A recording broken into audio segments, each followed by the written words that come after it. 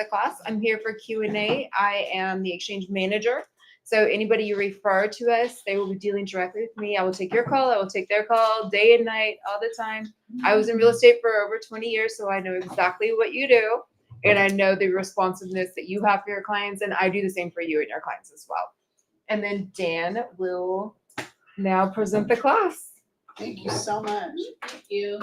Well, thank you. What we're going to do today, this is, well, it's a CE class. It also is interactive because it's not just about information. 1031s provide unique opportunities for agents to grow their referral base, grow their leads, and also potentially get new deals. And I think, as most parts of the country are seeing, deals are harder and harder to come by. And why are 1031s attractive? You're dealing with cash. You're dealing with people that are simply trying to grow their wealth exponentially. And it's always a conversation that you can bring up to somebody. It's never uncomfortable. And surprisingly, most people don't even know what it is, even investors. So we're going to start off today giving you the basics of what a 1031 exchange is, and then also, and the types of exchanges, but also going through the small percentage of people who qualify and who can benefit from it that actually use it. Okay, so with that, I'm going to get started. If y'all have any questions, feel free to talk to whoever is kind of emceeing this thing, whether it's Melissa or someone else. They'll relay the question so that I can hear it, and we will address it. Because if you're like me, I say things to the end and then wonder, what was I trying to get? What was I trying to ask? So let's start with, what is a 1031 exchange? Okay, first of all, let's go with the name 1031. It's not creative.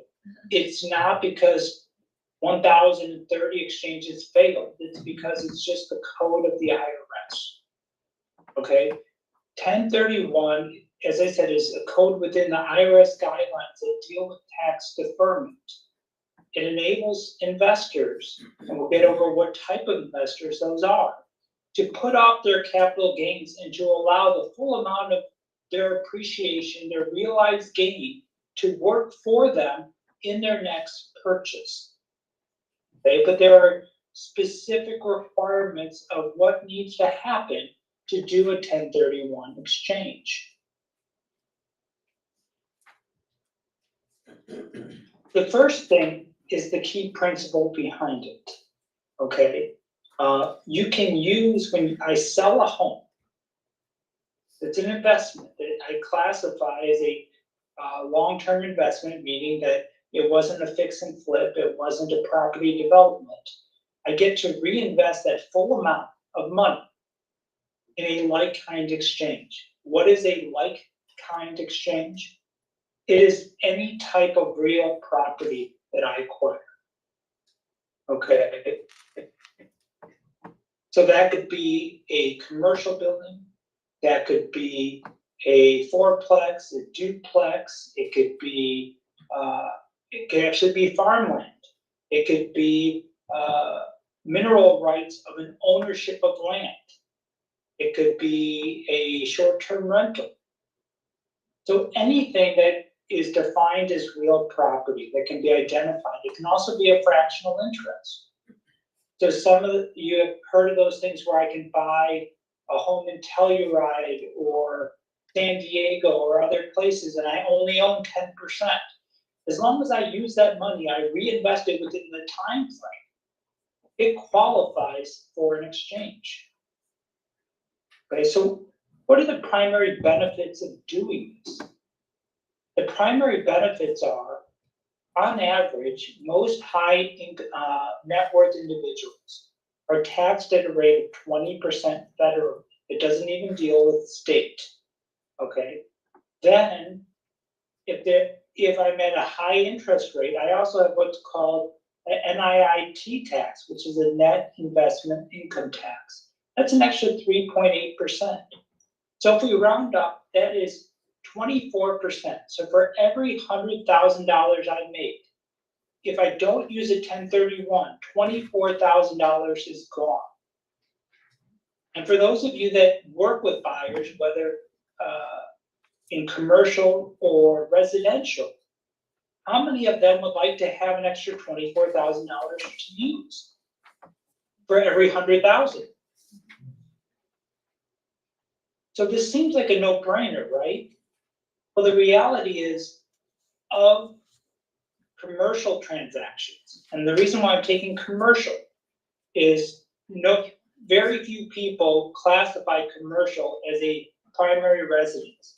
No one says I'm gonna live in an office building and I'm gonna use that as my family home.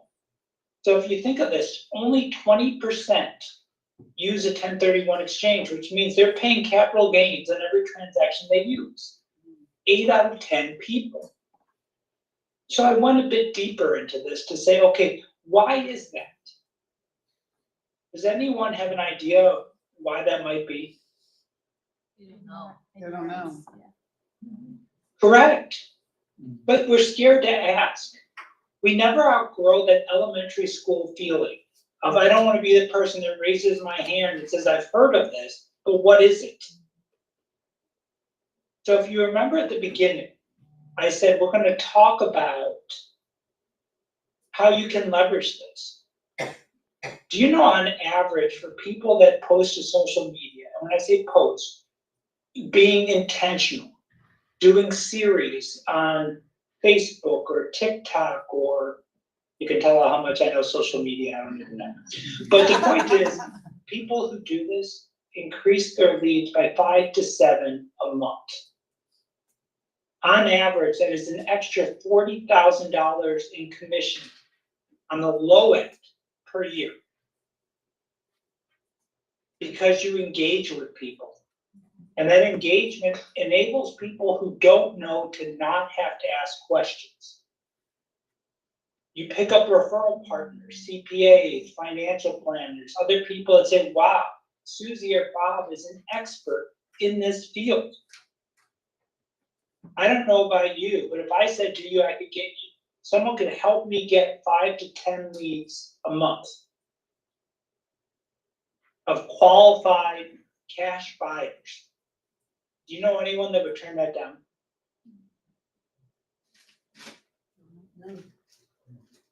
I don't. We're all looking for where is my next deal coming? And the great thing is these are sticky leads.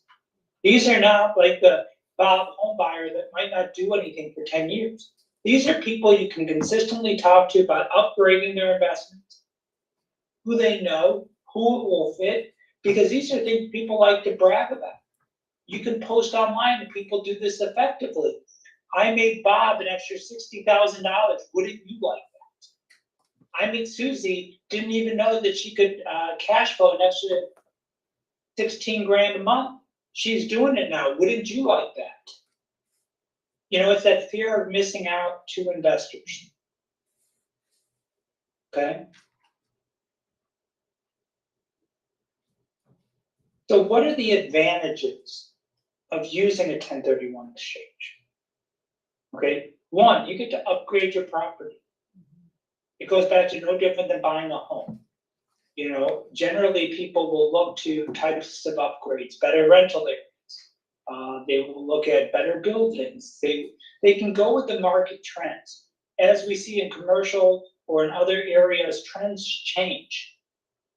And you're not stuck with what you have. You can sell that. It's a great tool for estate planning. Okay, what do I mean by that? Well, when we started, I talked about tax deferment. Okay, tax deferment means I don't have to pay any capital gains until I finally sell off and I don't reinvest the money, right? Well, in estate planning, if I leave that investment property to my kids or to my friends or to my mailman, they get the stepped up valuation. So they don't even have to pay on that deferment. They would only pay if they sell on the current value of gains and don't reinvest it. What else? Portfolio diversification. Some people don't want to ride the wave of the stock market. They would like a cash flow. They would like money coming in each month, or just even having solid assets, being real property. Okay, and that's also a key element of retirement strategy, because again, when people retire, they start to draw down on their investments, right? But if they own investment properties, they can just utilize the cash flow on that, as opposed to drawing down on a 401k or other things of that nature. With that, I'm gonna start talking about, okay, what are 1031? Because there's 3 different exchanges, and then we're gonna go through some of the requirements and what they look like. Okay, the first one is a forward exchange. Essentially, that's the vanilla exchange. What does that mean? A property that is currently an investment that was a long-term investment. What I mean by that is there's no set timeline, okay, unless you're dealing with family members or other issues. It just means that the intent was to hold it as a rental or income vehicle, and now I'm selling it. Okay, so that's called my relinquished property that I'm selling. I then, after I close on that, I have 45 days to identify property or properties that I'm intending to purchase to reinvest the money. Okay, I'll keep it simple, and Melissa's a great source when you have more questions later to ask, okay, what does that look like? Is there a form? Okay, so you have 45 days. Now it's not an additional, but you have 180 days from the date of closing to then close on the property or properties that you wanted to reinvest in. That's called the replacement properties. That is a forward exchange. Very simple. What we're seeing more of right now is what's called a reverse exchange. Why? Because a lot of people feel like the great deals that you can have just come out of the blue. And they don't want to sell their property without identifying a new one. So they actually will close on the replacement property first. Okay, whether they get a loan on it, whether they lend themselves cash, whatever that looks like. They, again, have the same timeline, 45 days to identify the property they're selling, and 180 days from the date of the acquisition to close on the relinquished property or properties. Now keep in mind, these are not geographic. Somebody in Maine to buy a property in California. It just is a vehicle for real estate. So it's not state specific. If I sell in one town, I don't have to buy in another. The last type of exchange is the most complex and also the least known, okay? It's called an improvement exchange. And like the name says, it is buying a property or buying something and improving it. And these are capital type improvements. It's not lipstick on a pig, but it's actually putting in improvements. And we're going to go through that in a second. So what that enables me to do is to buy something that may need major or some work. And the work itself, I can use to offset my capital gains. Okay. Go into this. What are the qualifying improvements for that? Okay.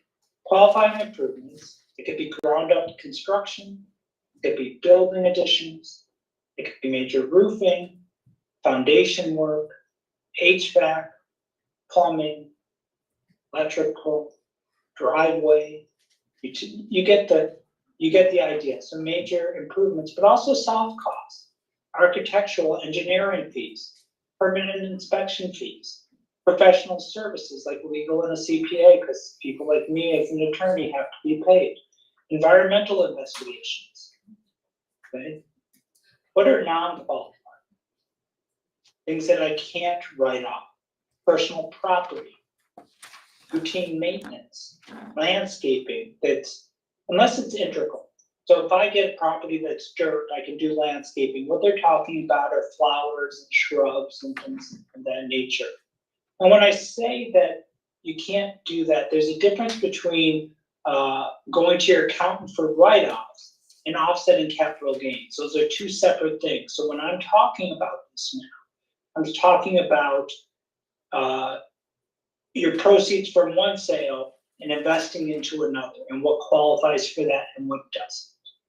And like Melissa said, her availability, mine is the same. So when people have a lot of these technicals, they'll call me. And that's part of what we do. That's our customer service that we do. Now, keep in mind, those improvements have to be completed within the 180 days. Okay, and some people will ask me, well, what if I don't get them all done? Well, if you have $500,000 that is subject to capital gains, and in 6 months you complete 300,000, is it not better to lower your taxable amount? You don't lose. Okay, 1031 simply seeks to delay as much as possible through deferment. Okay, and that's all it does. So I have clients that do these, and they don't always get to zero. It's kind of like that old version of Wheel of Fortune where you go shopping in the room and you pick up items, and sometimes there's nothing left to buy. But it still is a great strategy. And that's part of what we do is we talk through this with people to help them pick what is the best strategy for them and what will help them the most with their situation, because everyone is different. Okay? No different than sometimes, and we'll get into later, the 1031 is not for everyone. It really depends upon their financial situation. And I talk through that with people. My job is not to sell someone on a 1031. My job is to see if a 1031 fits their specific needs, because everyone's different. Okay.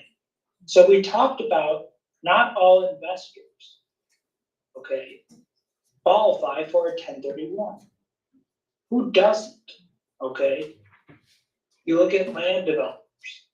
You look at fix it and flip. These are short-term acquisitions, even a developer, because it could take 2 years to build a home, right? But their intent is never to hold the home, it's to sell it as soon as possible. And that's what the IRS looks at. So there's this scrutiny risk with these people. They look to what is the acquisition intent, okay? Because I could be a developer, let's just say I'm a property developer and I want to build a community of rentals. The land, I'm Pulte or I'm whomever, and I'm going to hold these long-term as a rental community. And all of a sudden, 2 years from now, 3 years from now, when the market changes, the rental market sucks. I might say, I'm gonna sell them now. Could they do a 1031? Yeah, they could, depending upon what they're buying, because their original intent was not to flip it. So the IRS scrutiny goes to the intent, and it's a facts and circumstance test. They're gonna evaluate the frequency of transactions, the development activity, marketing efforts, and relationship to the taxpayer's business. Holding period. Short holding periods, less than Was how many? okay, because they're go ahead. How much was the holding period? Does someone have a question? I couldn't hear you, I'm sorry. You froze for a minute, Dan. She was asking what did you say the holding period is? Okay, there is no set holding period. I'm gonna give you the caveat of when there is real quick. If it is not an arm's length transaction, that is the only time really it's 2 years. Okay, what's not arm's length? I buy a property from my mother, my sister, my cousin, family members, where it really wasn't marketed to outside people, it was just a family transaction. Okay, so it goes on a smell test. However, that being said, the IRS still uses the 2 years as kind of a benchmark of what is your intent. It's not hard and fast, but they're gonna look to that, okay? So if I hold a property for 6 months They may really put me under those detective, bright lights and say, why did you only hold it for 3 months if you're a long-term investor? Okay, so the longer the holding period you have, it supports the characterization of a long-term investor, meaning not my career as an investor, my career with that property as an investor. Okay? Are there any questions on that so far?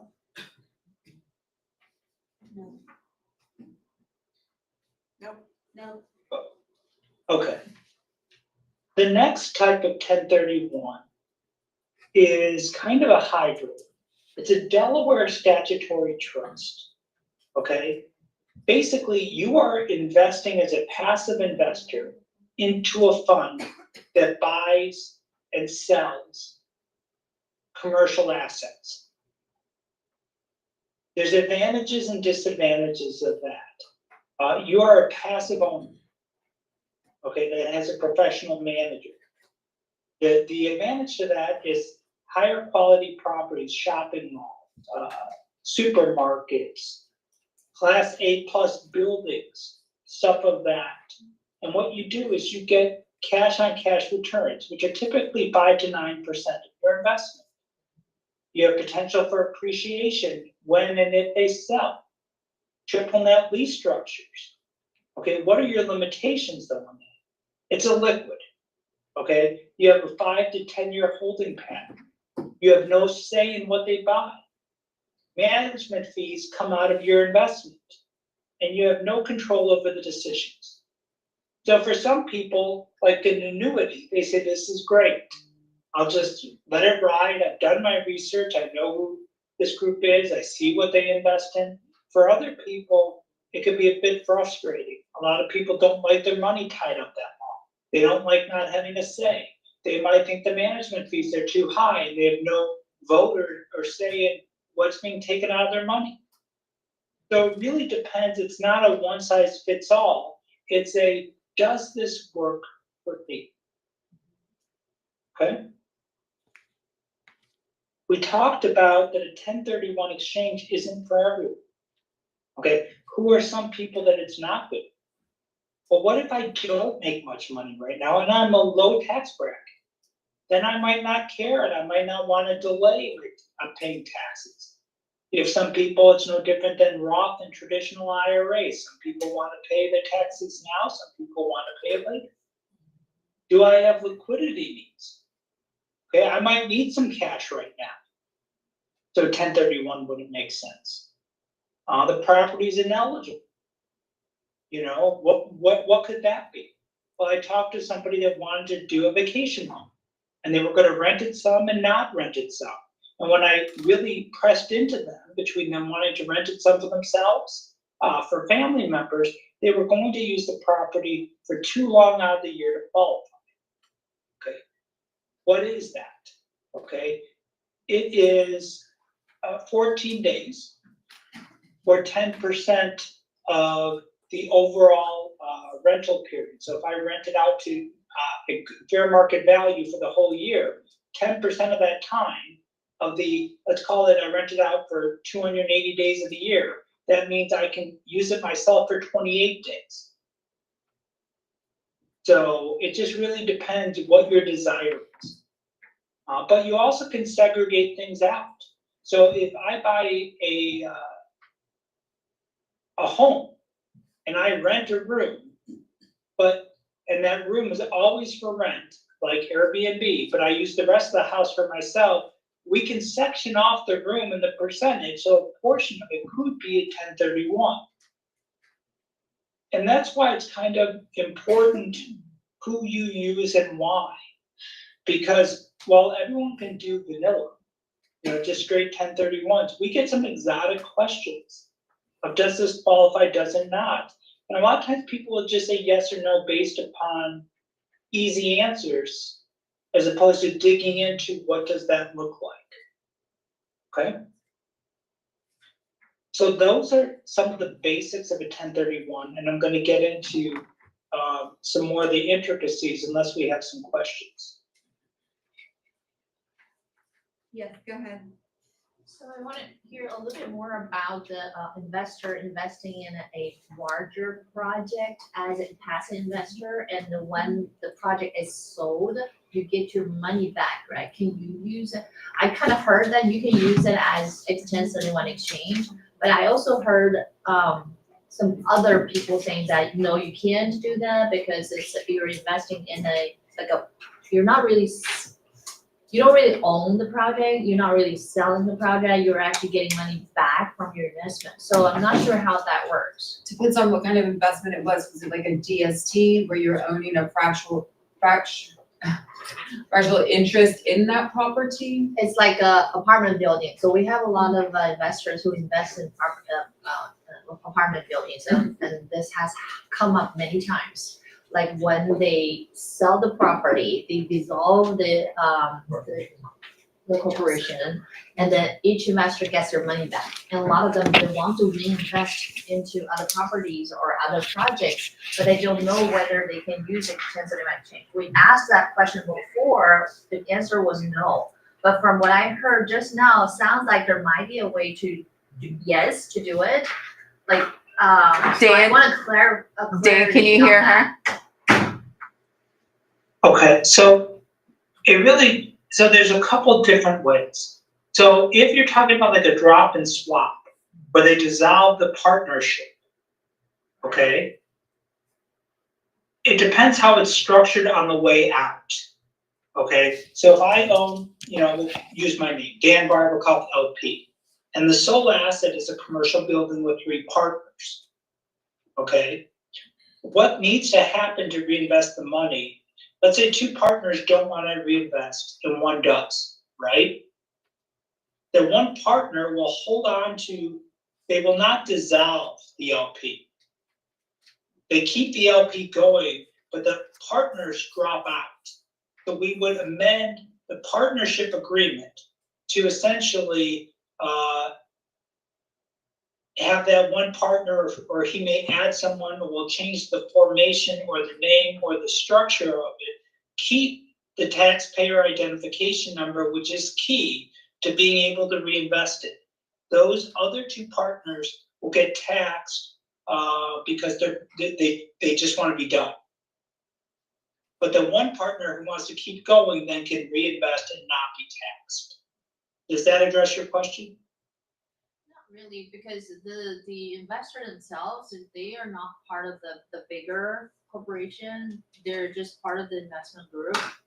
So when they file taxes, it's most likely it's gonna be on their own social security or on their own tax ID. It's not gonna be at the corporate level. Okay, so then to address that, it depends if it's a 721 or a 1031 or a DST. So I don't know what that structure is, but assuming it's a 1031, if they are taxed independently, they can then reinvest it. But I would have to see what the formation was. If the entity owned the property, okay, and they're dissolving it, it's kind of like a DST that no longer exists. Most likely they wouldn't be paying their capital gains on it because they were just a passive investor from a vehicle that no longer is working. And that's some of the risk with that. Most of these don't simply go out. It sounds like it's in the minority of people that just say, hey, we had a nice run, we're stopping. I can give you Dan's number to talk to him directly, because it'd be Okay. more about the way it was titled, held in title, all that kind of stuff. But Dan will talk to you directly about that. Yeah, thank you. Of course. Okay, any other questions?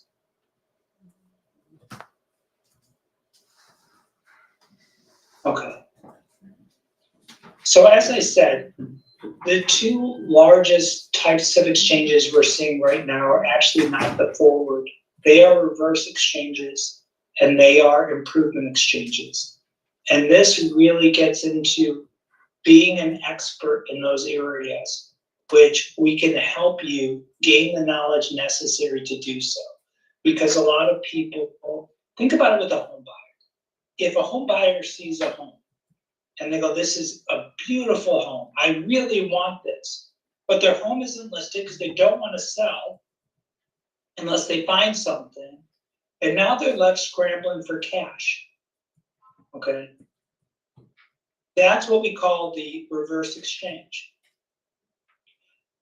One of the things these people don't know is we work with a lot of banks, and there are a lot of banks that will lend on the property they're acquiring. It's a short-term bridge loan.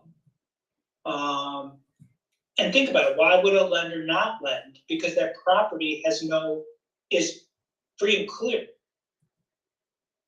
So they're unaware that they can actually get financing to bridge themselves. And when I say that, it's an investment rate, but it's not like a bridge loan that is this ridiculously high interest rate. Okay, so if they need cash, it's available to them. But there's unique things around it. You have to actually get involved with a 1031 exchange at the beginning. Because what we have to do is we have to form what's called an EAT. I won't go through what, it basically is a straw buyer company. Because your client can't have true ownership of it until they sell off their other property. They are a sole member of that company, but it's a unique corporate structure, okay, that we help them set up. And that is for both improvement exchanges as well as reverse. But it enables people, when you're talking with them, to start showing them properties before they even list theirs. But you will want to talk with them to find out, what are you selling? Because they need to complete that to do the 1031. They have 45 days to identify what that is, and they have 180 days to sell it. So you'll want to really press in with them, depending upon what the market time is. Is 180 days realistic? Do they want to list it today and just see they don't have to sell? But it gives them some options. So when you're talking or soliciting investors, because you're coming across great deals, you're seeing buildings or or fourplexes or duplexes, and it enables you to start marketing either to your sphere of influence or creating a new sphere of people that might be interested in opportunities. Okay, so you really want to understand the timelines, how that works, because we actually got a call, I think it was last week, on a Thursday, where they wanted to close on a Wednesday evening, and they wanted to close on Friday on a reverse exchange. And on a forward exchange, it's really easy to do. On a reverse exchange, we were left scrambling to make sure that we could meet the time frame, because there's a lot more work in legal documents that we have to put together to meet that need. On a replacement exchange, you really, on an improvement exchange, I really have to spend time talking to people about timelines, improvements, cash, what that looks like. Because 6 months with trades today goes by very quickly. So really mapping out what are the best things to attack first, what kind of bonds should we have for the workers, what does that look like? Because we actually work part and parcel with the taxpayer as the project manager. We handle all the draws, all the cash, because again, they can't touch any of the money. So all the money comes from us to them.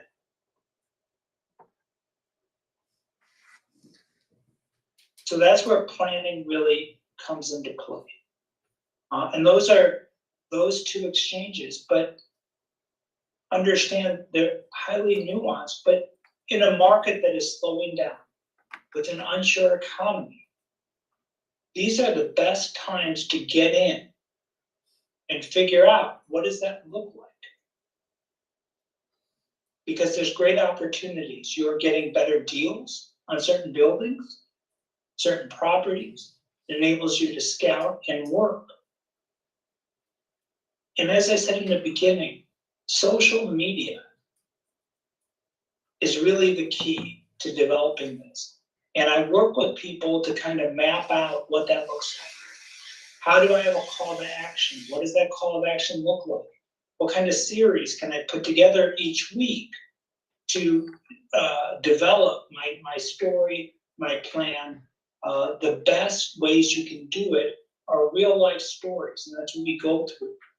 Showing real money, how people won, and how they're growing their wealth through using these. Most people right now with the increased cost of living are trying to say, how can I grow my wealth, my retirement fund? I used to think needed to be here, and now needs to be much larger. Okay? With that, the last 10 minutes of the class, we open up for questions. I'm hopeful that I have not bored you all to death. Hey, Do we Dan, have any? Dan, is there a way to use a portion of your current investment property?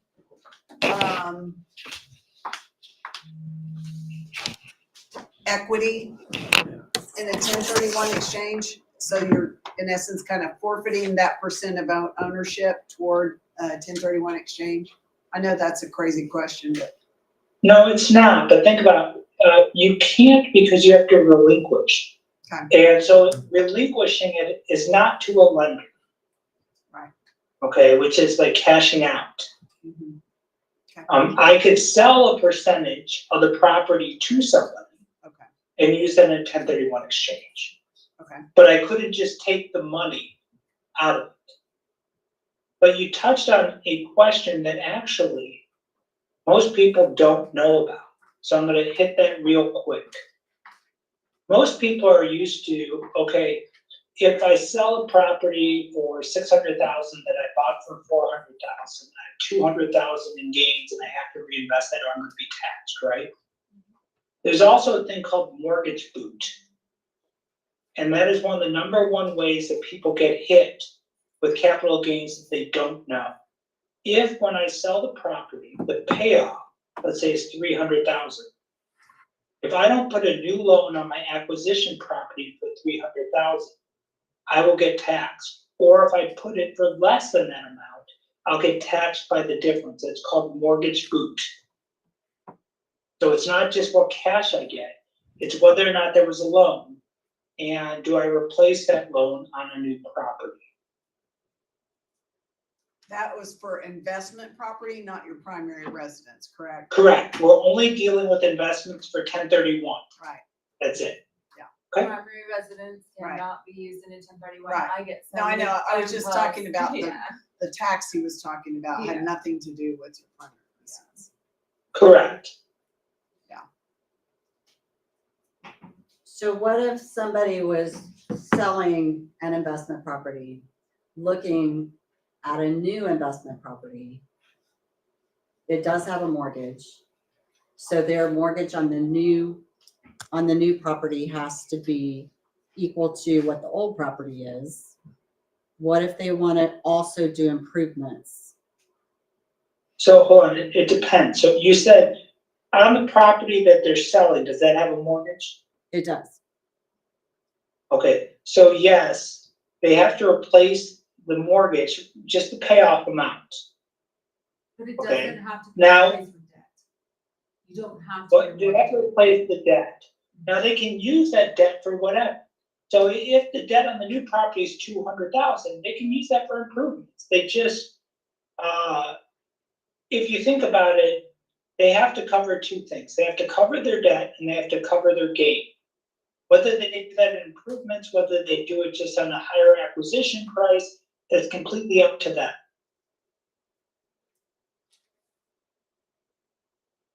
Okay, Does that make sense? we're gonna be calling. So basically, say you're selling a property for $1 million, it has a $500,000 mortgage on it. You need to replace 1.5. You can do that however you want. You can do it with all cash. You don't have to take out a new loan to acquire the property. You can do it however you want. Correct, Dan? Yes. Well, no, because if they have a loan, they have to replace the debt. The debt. Because so- otherwise, Right. so they have to replace both. So in the 1.5, if 500 was on the old home, they have to put a $500,000 mortgage on the new home, but that was the payoff amount. And whatever the capital gains is. So if they bought the property for 800, and they're selling for $1 million, there's a $200,000 spread there, that's their gain. Their initial investment, they wouldn't be taxed on because that money is already post-tax use. It's the gain on the new property. But you can replace mortgage debt with cash. You don't have to take out a new loan, correct? No, they have to replace the debt. The debt amount, but it doesn't have to be replaced mortgage for mortgage, just the amount. So if they wanted to put cash into it instead of getting a new loan, you can do that. It's the They amount. could put down, not for the instance, debt. a $500,000 down payment as opposed to a $500,000 Cash out of loan. pocket. Yeah, You don't have to do so the value is there. the just value. The source is that. You can different. replace mortgage debt with cash, yes. Okay. It's also no. Yes, it's, Yeah. that's Okay. Can you replace that with Any other improvements? questions? Can you replace that with improvements? Let's say he's looking at like an RV park and the septic system needs to be replaced and he happens to be a septic guy. So he's gonna buy this, revamp the septic, which is gonna have a cost to it. That's not part of a 1031. Yeah, they can unless you use- do an improve. They can use improvement money. They just have that 180-day clock. Yeah, okay. We're still gonna be calling. Call. Exactly. Section of budget right now. There's a Yes, lot of specifics. Yes. So, got you. I'm doing an RV park right now with somebody. are you? And then another one with 13 townhomes selling at one time. Nice. Okay, that's fun.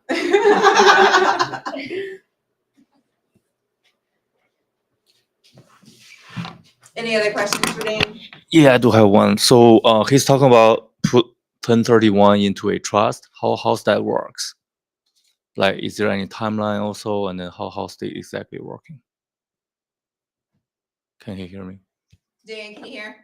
Try this one. No, what was that? So you're talking about put the 1031 into a trust, and then how this? No. A DST is a vehicle, okay? So it's not putting it into a trust. It's a unique type of 1031. So while it's called the Delaware Statutory Trust, it's not just putting it into a trust. It's a passive way to invest your 1031. But people that own properties in trust, if it's an investment property, yes, they can continue to utilize their trust, or they can change it into their own names if they want to, or vice versa. If they're selling a property, a rental property, and it's in your name and your wife's name, you could go ahead and move that into a trust moving forward on the replacement property you purchased, because on the bottom line, it's the same taxpayer. Okay. So at the end of the day, if someone they die, they still need to pay whatever tax they need to pay, right? If they don't have anything in the irrevocable trust. So if you own property and you passed away, is that what you're talking about? Yeah. Then your heirs would get that stepped up basis, and if they wanted to continue, keep that investment property, they could, and if they Okay. sold it, they could reinvest it into a 1031. Okay. But So- if they sold it and were not reinvesting Okay. and utilizing a 1031, then yes, they would have to pay taxes, but it would be a Okay. stepped up basis, which I don't really talk about taxes, Dan does. Okay. Because I don't do it. Okay, Alright. so basically, they don't start over. So like if my first property was 200,000,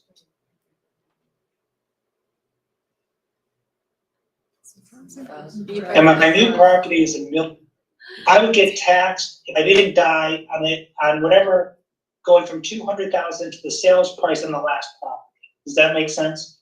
If I do die, my heirs, and I don't reinvest it, the new base price would be $1 million, because that's what I bought the last property for. And if I sell it for 1.2, only 200,000 would be taxed versus $1 million. So that's what you call a stepped up basis. 800,000 in taxes was wiped away due to debt. Or debt, pardon me, not debt. Does that make sense? Yes. Okay. So that's why if you have somebody who's about to pass away or whatever, instead of liquidating all their assets or granting them to their heirs prior to death, then they start with that valuation then, as opposed to a transfer upon death, then it starts with that step up basis. Correct? Correct. Yes. I thought he was frozen. Still talking, being frozen. You can still hear you. All good. Any other questions? Nope. All right, I think we're good, Dan. Thank you, Dan. Okay, well, Thank thank you you. guys, and Melissa will give out my information if anyone wants to call or talk or anything like this. I'm always available and really appreciate the opportunity to be with you guys today. Thank you. Thank you. Thank you. Sorry for the freezing issues, but yes, everybody has my card. Call me anytime, text me, especially with the specifics. Anything you need, just let me know. Up next, we have. We're already working on some We are exchanges. working on things together already, yes. So she's a QI. Melissa does facilitates, handles all the paperwork for the exchanges. I am not a QI, but I have properties that are 1031 compatible. And a lot of realtors like getting, or most of them like getting paid twice. And here's how that would work. If you sell an investor's duplex and you tell him he doesn't know anything about a 1031, we call Melissa and say, Melissa can handle the 1031, she'll do all your paperwork. Bob has a mineral property. Maybe they're up in age. They don't want to deal with tenants. They don't want to deal with toilets. They're looking for a higher rate of return. My Callahan property is paying $4,000 per month at $100,000 purchase. I put it at 100,000 because most of these exchanges are going to be higher. So that number could be scaled up. So at 200,000, they're going to get 8,000 a month. At 300,000, they're going to get 12,000 a month. 15% of this money is tax free. So I pay agents 3%, just like on any normal transaction. I'll do she does all the paperwork. I'll walk them through the mineral deed. If they buy the mineral deed, you got paid on the sale of the duplex or apartment complex. I'm paying you again when they roll into a mineral deed. The reason they're going to want to go into a mineral deed, they don't want to deal with the tenants, the toilets, the property taxes, the maintenance, the headaches. This is a passive revenue. They're going to get a check directly from Exxon, Chevron, Conoco every month. And it's from the production of the oil wells on the acreage that they're going to get a deed to. I currently hold title to several properties in the Permian Basin. I've been doing this for 20 years. So I've got a lot of clients that are getting checks every month from Exxon, from Conoco. They're in direct pay. They have a deed to that acreage. They can 1031 into a mineral deed. They could 1031 back out. Most of my clients just sit on them and collect checks. These are 25 plus year income streams, and you're looking at a multiple return, 5 to 10 times your money back. I've got a client that placed $250,000 with me about 10 to 12 years ago. So far, he's collected $1 million. He's still getting about $5,000 a month on the 250. Another fellow that's on there, it was one of the first exchanges I did. The guy had 2 days left, and we were able to get it all done in 2 days. He had $615,000. He's on the same property that's in Wyoming. That one's paid him $2.5 million on the $615,000. Both of those guys' investment amount stays constant. You don't have any expenses to deal with. No property tax, which nobody wants to pay property tax, and they keep going up every year. You do have a deed to the property. The surface owner is going to pay property tax. I'm not the surface owner. I own everything under the surface. The minerals are the oil and gas that are trapped there. These wells are making $1 million to $2 million per month per well. And we buy these early stage of development. My Callahan property has 10 brand new wells. They're just coming online, so it's flush production. So that one's paying, I'm good at third grade math, 4,000 on 100, you're 40% return on your money. I don't think there's any apartment complexes or mini storage RV parks that are performing at that level, especially with no tenants, toilets, or expenses. That property has room for another 10 wells. Some of them have already been permitted to be drilled in the next probably 12 to 18 month window. So the 10 well count will grow to 20. I did a property a few years ago, about 4 to 5 years ago. When we bought it, there were 100 wells. There's now over 200 wells. Vivek and Brahm, a couple of Indian guys that are invested with us on there, they were a little skeptical. It's one of the new properties they got on there. That property, I talked to them the other day, it's averaging 37% returns. It didn't start there, but the well count's doubled. All of those new wells, whether it's the 10 going to 20 or the 100 going to 2, all of those new wells are paid for, managed and maintained by that operator. So you're not paying any expenses, but you get a benefit from all those new wells. And if you put your investors on a property where they're getting 20+% returns, because I typically tell people, look for 15 to 20. And a lot of people are like, oh, that's crazy. Why would you sell it? Why would everybody buy it? Most people don't know anything about mineral deeds. It's kind of like 1031s. Nobody knows about them. But I've got a lot of clients. They're getting checks. I've been doing this 20 years. So if anybody has a client, they're a little skeptical, which a lot of people are. Here's a list of people they can talk to. And they're getting checks from Conoco, Exxon, Chevron, Oxy, multiple operators. All this is going to be West Texas, Permian Basin. It's the biggest oil field in the United States. I think it's the biggest oil field in the world.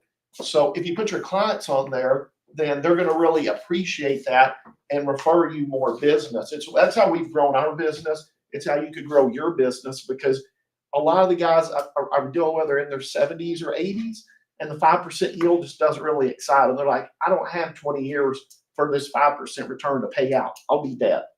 I'd rather have more cash flow now and have a better return. One of the guys he was in bad health. He wanted to make sure his wife had money. Doug Lloyd, he passed away. So now his wife is just getting loyalty checks, and she didn't have any tenants to deal with, any toilets. And he had done about $2 million with us. So his revenues, I don't know, I could go back and check, but he's on multiple properties. It's hundreds of thousands of dollars per year that his wife's getting. Can you back up and say, obviously, we understand that if they're selling investment property, then they can invest in mineral rights Yes. as the exchange portion. Yes. But explain to me how the mineral, I've done 1031s, but not for minerals. So explain, are we buying a mineral deed for, let's say, someone owns 100 acres. Okay. I'm buying the mineral deed for that whole 100 acre, a portion. Yes. On Okay. mineral deeds, it's a little complicated. The wells out here are drilled down about 2 miles. They're very Right. deep, below any drinking water. And they were drilling 1 mile horizontal, then 2. Now they're up to 3. Now they're up to 4 mile. The wells are about $10 million each to drill. So on my 10 well property, they've already invested $100 million just in the drilling. All these operators lease it, but you may own 100 acres, but those wells that are 4 miles long, Go out. they've leased Beyond that. 1 section, 2 sections, 640 acres. So your number of acres that you own in what we call a unit, there's a boundary line, could be 600, could be 1,200, could be 2,000, could be 5,000. Whatever percentage of your acreage you own is going to determine what your check is. Okay. But again, all these properties I'm delivering to my clients, they're seeing 15 to 20% returns and better. I had another client down in Dripping Springs. The guy was land rich, cash poor. Tesla and Samsung came in, bought up a lot of land down there. They built a big Tesla factory. He had some cattle out there. He didn't have a lot of money, but he had a good piece of land. He put $500,000 with me. He told all of his friends, and they all said, "Oh, you got scammed. It's a drilling deal. You've lost your money. You better call and get a refund. It's a bad investment." I said, "Sam, I can buy you out of the deal. But you've got a big check coming in 2 weeks. I'll put it in writing to you. If you don't like the check you get in 2 weeks, I'll buy you out of the deal." It was a multi-month check. It was more than 30 days of income. That check on the 500 was a little over 100,000. That was his first check. And another 11 checks on that to add up for a year. He's around 200,000 of just cash flow. Now he can show his friends, "Hey, I'm getting these checks." And it's directly from the operator. I'm not sending the checks. So and the reason I say that, the revenue doesn't go through my bank account so that I can keep a piece and charge a management fee. If something happens to me, Exxon, Conoco, Chevron's still there, you're still going to get your check every month. But it's real easy. I had another guy down in the hill country. He was showing ranches. He said, "I'd rather just plug him into Bob, let Bob show him a mineral deal, because if he takes him to the ranch, the guy goes, 'I like this ranch, but the pond's too big or the barn's too little, or there's too many.'" They didn't like something about the ranch, and he was in his truck driving on these properties. It was a lot easier just to say, "Hey, call Bob. He'll walk him through a mineral deal." and he gets paid. He could be on vacation. All I need is an introduction. I'll walk them through the properties when they sell. And and this happens a lot of times, these investors will reinvest because we're not familiar with minerals. They like the cash flow. Every time they invest, I want to keep paying you. It's not my client now. It's still our client, because the more money I pay these realtors, the more referrals I get. So I do have a question on that. So they purchase a mineral deed and they're getting these dividends, we'll call them, It's a royalty payment. royalty payment monthly or Yes. whatever it is. And so how is that taxed on the As, dividend? as ordinary income, but 15% of Okay. it's going to be tax-free. Okay, that So if was, I send them $100,000, it's considered the depreciation to the production of the wells. And unlike a building, if you depreciate a building or apartment or a house, when you sell, you've got to recapture through the 1031. On a mineral deed, there's no recapture on that 15%. It's just a benefit of being a mineral owner. so is there a way to take those minerals to have it not directly come to me, Tina, for revenue income that month? That it could be directly invested into another tax deferred? I have some people that buy these in their IRA and they own a mineral deed and it's going back in, whether it's a Roth or traditional or a SEP IRA, you can do it that way. And we've got a lot of cash investors. I've got a guy right now that's got a property down in Florida. It's going to sell for $1.3 million just for the dirt. And he's just going to go ahead and do $50,000 just to kind of see proof of concept. I've got a property that's going to send out revenue next month in November. He said, I got 50, I'll throw 50 in there to see how this works. And if if that return is 15, 20% or better, when my exchange closes, I'll have a little more confidence because he's not familiar with minerals. So, and I'll pay him on cash investments. I'll pay on IRA money. The biggest avenue is we do a lot of 1031 exchanges. I've been doing it for 20 plus years. So let's say I have a client, they decide to sell their mineral deed, percent ownership. I'll pay you on that too. But they can take the funds from that and do another 1031 exchange. You could 1031 in, you could 1031 back out. Right. I don't see it happen often because my returns are much higher. Okay. Typically, what I'm hearing on the DSTs is the returns are 3 to 5%. They're illiquid. Mostly apartment complexes. My mom sold around Dallas for 40 years, or about a 6 cap, 5 or 6 cap. I've got rentals around here. My issue is the property tax. Some of these houses I bought 20 years ago were $6,000. They're now $20,000 a year. It's $1,000 a month, or more on the property tax. And then the insurance that was $600 is now $3,000 or $4,000. Right. That's what a lot of these investors are wanting to get away from. Johnny Williams, I think Irma has a video. Johnny's a broker with Keller Williams, same last name, Keller Williams, Johnny Williams, but he's just a broker with them. He's in South Lake. He had bought some old properties over in, I think the Halton City area. They were old wood frame Fort Worth? houses. Fort Worth, somewhere over there. Paid about $50,000 for them. This is 20, 30 years ago. He just sold some in the last few years for $200,000. They went up in value, but they were old when he bought them, and they were even older when he sold them. And he was getting away from the maintenance on them. He was collecting about $17,000 a year on those houses. They were just little, small, not expensive houses. The money he rolled in, the $200,000 mineral deeds, he's getting $70,000 a year. He's getting 4 times cash flow Without the overhead. without any tenants, toilets, admin and- none of the headaches, What's just cash the flow. minimum investment? 50,000 typically is where, somebody want to kind of put their toe in the water. But we can, and I think on the mineral deed too, I can accommodate any odd dollar amount. So most of these exchanges, the guy may have $333,000.47, or the first one I did was $615,000. I can deed that exact percentage. It doesn't have to be at $50,000 or $100,000. It could be, I can take it right to the penny, so it cleans up any 1031 taxes. That's good, because sometimes on these 1031s, it's like, well, I'm 22,000 short or more. Or They can roll whatever that it is. in. Right. Yeah, now a lot of times, like I've got one now, the guy's got $1.3 million, and he's gonna park part of that in a brick and mortar again, but he's have some leftover boot money. He doesn't want to pay tax, and he can throw that. It's a way to diversify. Maybe they've got a lot of brick and mortar, but they want to own some minerals to see better cash flow. Right. And I'll pay you on the boot. I'll pay you on all, because again, the more I pay out to the realtors, the more business it creates. Everybody likes getting paid. Right. But when you're selling their duplex or selling their investment property, say, hey, here's a place. I don't know if you know about minerals, but call Bob and I'll walk them through a mineral. I'll handle all that for you and pay you on that. Client's happy, you're happy, Everybody's getting paid. Nobody's left out of the loop. So are you saying if we refer clients to you and they decide to buy these minerals through you, there's a referral fee? 3%. 3% on those? Yeah, Greg I've Lear, been paid before. yeah, she's already sent a bunch of people. Yeah. Greg, there was a guy, Greg Learman, he was a head attorney for asset preservation. He's quit, I think he's moved on doing something else. But he referred us a lot of business over the last several years.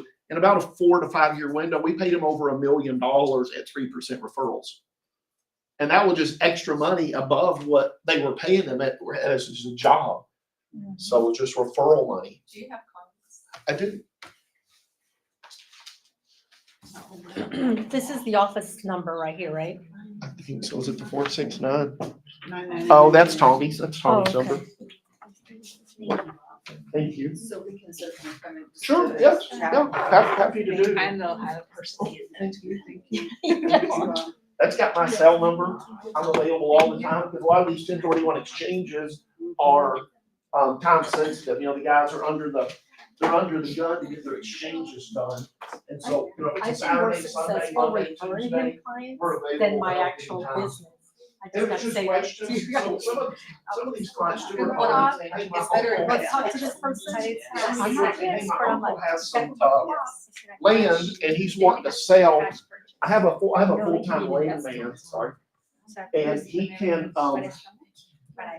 look up any of the mineral deeds anywhere and see what wells are drilled there, because we'll pay you too if you have somebody that's wanting to sell minerals. That's How what, are you determining the location? Because like if I'm gonna go 1031 from this location to that, then I know it's at 123 Elm or whatever. it's a But if legal I'm- description. Okay, Yeah, it'll be block and section southeast corner of Johnson County or Midland County. So they're gonna get a deed from that county clerk. And they'll just have the legal description and the number of acres. Okay, so Yoshi over here had a really great Sure. question. And she's like, can it be cash or? Sure. This is My name Yoshi. is Yoshi. Hi, Yoshi. The only thing I know about mineral rights is that when someone buys a house, they don't own the mineral rights. You most could. likely. Most likely, yes. Most likely. I helped a client buy about 130 acres in Broadus, Uh-huh. and we don't know who, like, how Call can me. we find out? I who can owns the handle that for you. I minerals? can look it up. A lot of times the mineral deed and the surface owner have been separated. Sometimes they're the same. But that happened over in Arlington 15, 20, it was something called the Barnett Shale. And it was a big gap. And so some of these neighborhoods, when they got the deed to their house, they actually got the minerals and they were getting checks, you know, off of their quarter acre, whatever their lot size was. It wasn't big, but a lot of times the minerals have been separated from the surface. You know, we don't deal with surface because I don't want to mow it. I don't want to maintain it. I don't want to pay property tax. I don't have any of the headaches. Yeah. This is truly just passive income. And again, it's early stage. The 100 well going into 200, the 10 wells going into 20 or 30. So I want those new wells because it'll offset any kind of decline in production or price.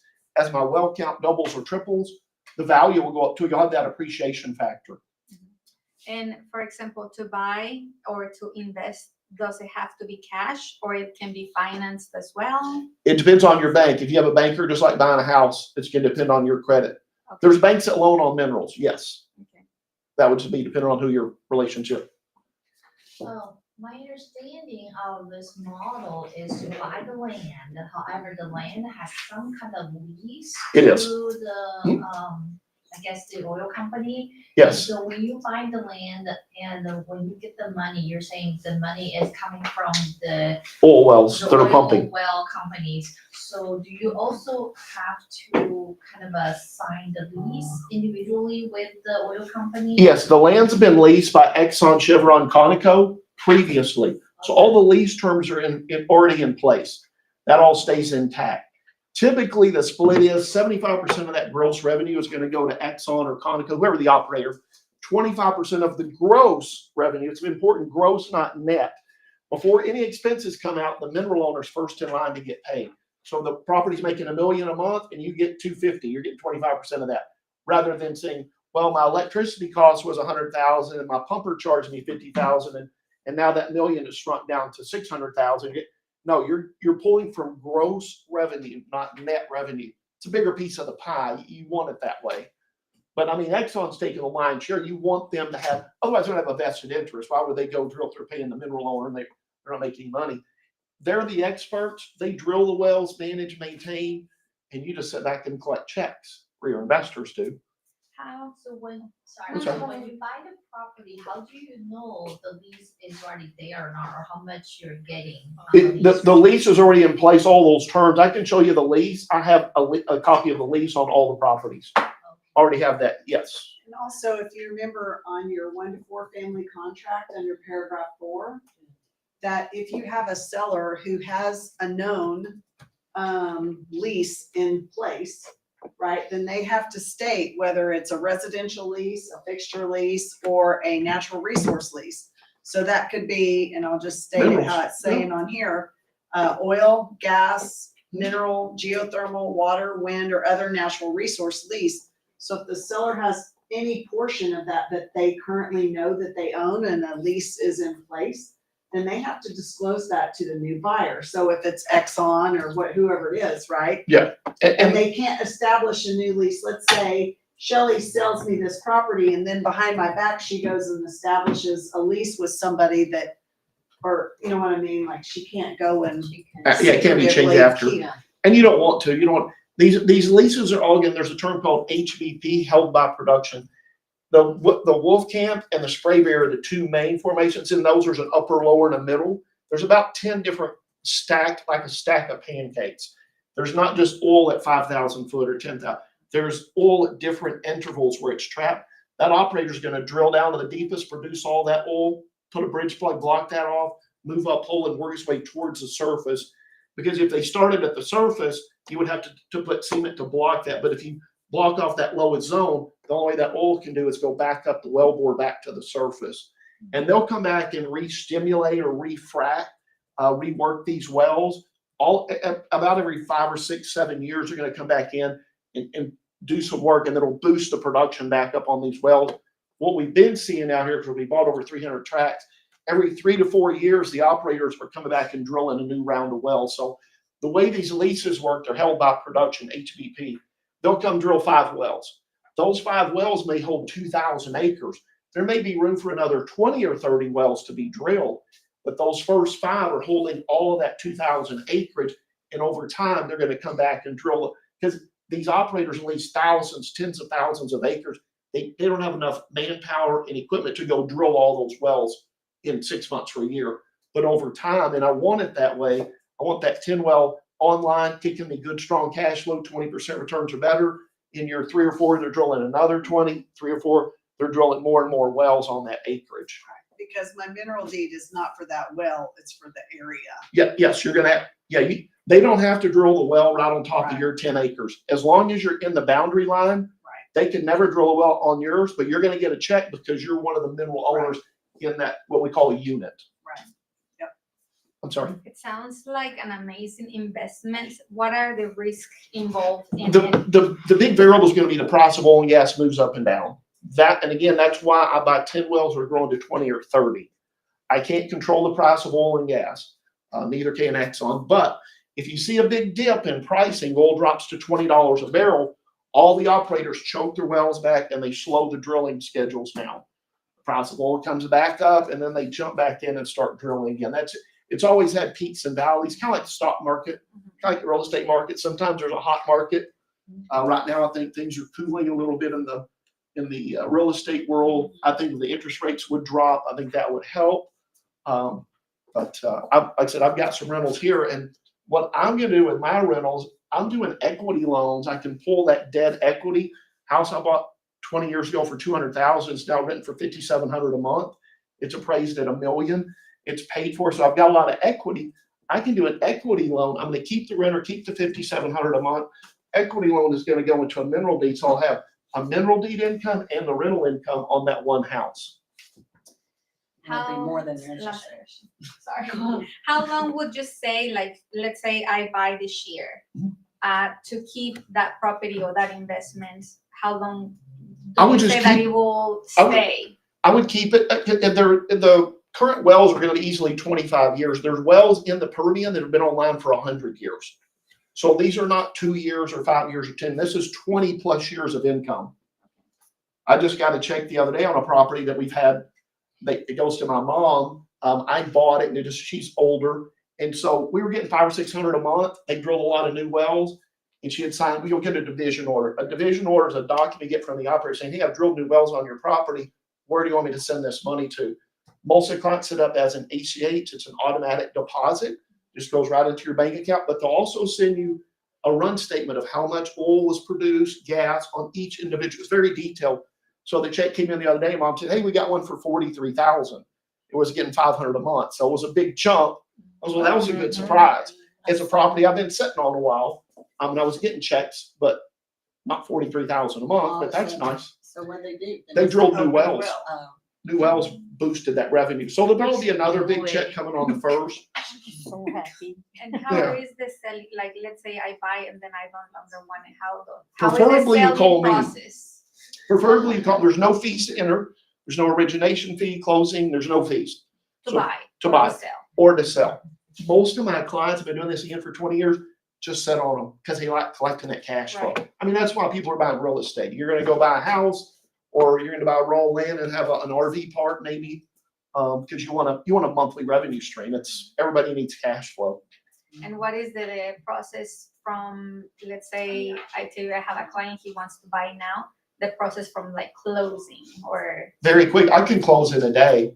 I've got all these properties here. I have in current inventory. So if somebody calls me and says, hey, I need to close on this on Thursday, I can do that. We draft all the documents. They identify it. I've got an identification page.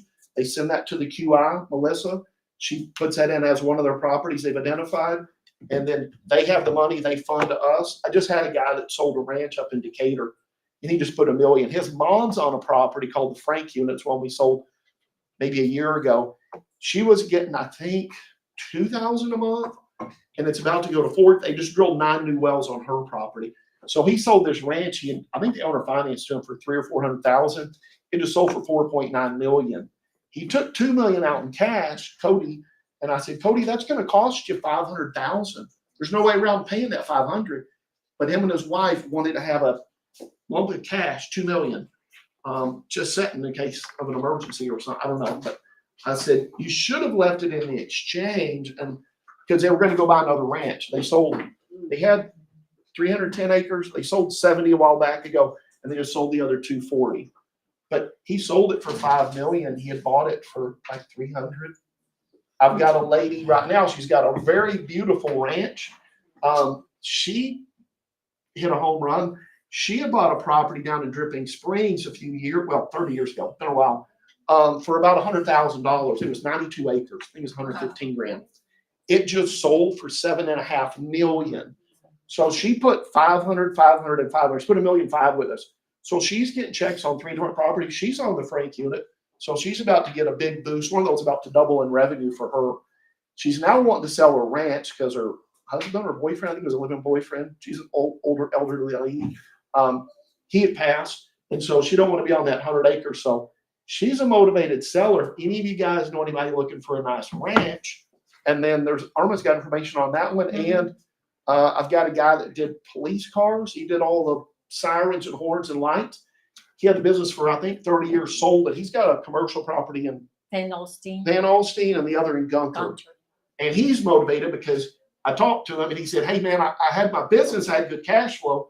Now I've got these 2 pieces of commercial property. I want to sell them. So if you know anybody wanting to buy dirt in Van Alstine or Gunther or looking for a really, she's got the roast. The ranch is beautiful, lakes on it and trees. Where's the And ranch at? Giddings. Giddings, Texas. I think it's, Near Bastrop? Is yeah, it? I think so. And it's a little over 100 acres. She's got Yeah, I got the list. the link to it. It's a really nice, I'm sorry. if nobody has a question, I do have another one. Yes, ma'am. I always have questions. Sure. In mineral rights, when is a good time to buy? Right now is a good time to 20 buy. years Like, ago. how do you measure when it's a good time? Oil's around $60 a barrel. If it was at $100 a barrel, it's not buying a stock. You'd be kind of buying at the top. The historical high, been in the business for 20 years, $147 and change is the very highest price we've ever seen for crude oil. I wouldn't advise buying at 147. Yeah. Because the only place for it to go is down. But at $60 oil, it's easy for it to be back to 70, 80, or 100. And natural gas, we had a property in Louisiana that we bought at $3. All of the futures prices for natural gas are saying it's going to $5. So that will almost double the revenue on that. That'll definitely speed up the drilling schedule. That one is in Louisiana Parish. It's in the DeSoto, Louisiana, DeSoto Parish. Okay, you brought up a good point. And so with the stock, I can put on there, I'm gonna buy at X price, you know what I mean? Or I'm gonna sell at X price. So if I'm gonna invest in oil, is there a, hey, here's my money and I'm gonna come in at a certain price? When the price goes up, there's a lot more drilling. But again, I wouldn't want to buy something like the real estate market here was hotter maybe a year or 2 years ago. And my business partner bought a lot of houses, about like 20 houses. I said, you're buying at the top of the market. And of course it dropped. And I was like, man, I got to get rid of this stuff. So right now at 60 is a good place, I think, to buy because there's plenty of room to move up. If oil were to dip from 60 to say 30 or 40, the operator's going to choke wells back. They're going to slow production. Right. They want it back at 60 or higher. Right. So right now is really a good time to buy because you're not at 100. We could see 100 in the next couple of years. Really, that's a global market with oil. Natural gas was more of a domestic. We weren't importing or exporting a lot of natural gas. Now we are. But crude oil, you're looking at a global demand. That we're shipping a lot to South America, India, China. I mean, they're shipping crude oil. That's billions of dollars. Price of property, because if you have $100,000, are you just set to have 1 acre, 100 acre, or? It depends on the property. On 100 acre, 100,000 may buy you 10 acres. Another it may buy you 2.5 acres. Really, each property is different. It's in the cash flow, just like an apartment complex sets that value. If you go look at a rent roll for an apartment complex, that's going to tell you what you want to pay for that property, or an RV park, or a mini storage. So for the property you're buying, you actually look at the income of that property? Sure. To determine the price? Yeah, that's gonna, because I want to deliver this again where your client's getting 15 to 20% or better. The Callahan's paying about $4,000 a month. It's a really good property. Revenue goes out on that next month in November. So it's a real quick turnaround to see cash flow back, whether it's cash, 1031, or IRA money. So if I bring a client, you will have different properties for them to choose from? Yes, because a lot of times these are $1 million exchanges. And so my suggestion is, and it's a suggestion, let's put you in 3 or 4 different properties. Because if you own 10,000 acres versus 2,000 acres, the likelihood of a new well being added sooner is going to be greater because your exposure of acreage, you have 10,000 rather than, you're going to have more acreage in multiple properties. It's diversified, but some are going to grow faster than others. Some have a little more crude oil, some have a little more natural gas. Some operators are a little better than others. Exxon's really good. There's a few smaller ones, one called SEM. We have another one, Apache. Apache's publicly traded. There's multiple operators. This is going to be the best. It is the best oil field here in the United States. So if you're going to buy real estate, you want to buy in the best location. It's like buying Highland Park or Lancaster, Texas. It's 2 different total markets. Right. Everything here is going to be Highland Park in the Permian. You can go drill wells in Kansas, Oklahoma, Wyoming. There's some other places to drill, but where most of the rigs are active right now is in West Texas Permian Basin. Thank you all for attending. I can answer any more questions. I have one more question. Sure. Okay, so I know there's some risk involved. Some people ask, what are the risks? And what if, like, for example, like if something happened to the operator, like lightning, I mean, very low likely to happen, but what if that something was to happen to the operator, like I'm sure. Well, we had one operator, we bought a property a few years ago, a company called Jagged Peak. They're big, they're multi-million. They drilled 5 new wells in the Permian. And I think it was Parsley came out and said, hey, we like what you've done. We're going to buy your whole operation. All the lease terms stayed intact. So everybody's check went from a Jagged Peak check to a Parsley. So the bigger fish kind of, in the pond, they just bought their operation. And that's a good thing because that usually means they're going to speed up the drilling schedule. They don't want to pay for that property and just leave the 5 wells. Now they own that. The way to monetize and get their money back, let's go drill 20 more wells because the acreage is already proven up. Right. The Wolfcamp and Sprayberry is a blanket formation. It covers about 12 counties. So they know when they drill down, it's there. They're going to drill into it. In those two, there's an upper, lower, and a middle. So really, there's 6 different pay zones in the Wolfcamp and the Sprayberry. And if you Google Wolfcamp and Sprayberry, I think Google says 25 to 100 years. Doesn't mean you got to hold it that long, but those are the 2 main zones that they're drilling into. There's other zones in the Permian, but those are the main. The wells are making $1 million to $2 million a month. So if it's 10 million to drill, then you got a pretty quick turnaround to getting that money. Exxon and Chevron, and we're just kind of riding their coattails. Any other questions, or anybody that wants to do a Zoom call, or any questions about land that somebody may have? Be happy to do that. Thank you all for coming by and hanging out with us. And she's got your Melissa has everything for the CE credits, so she'll take care of if you give her your number.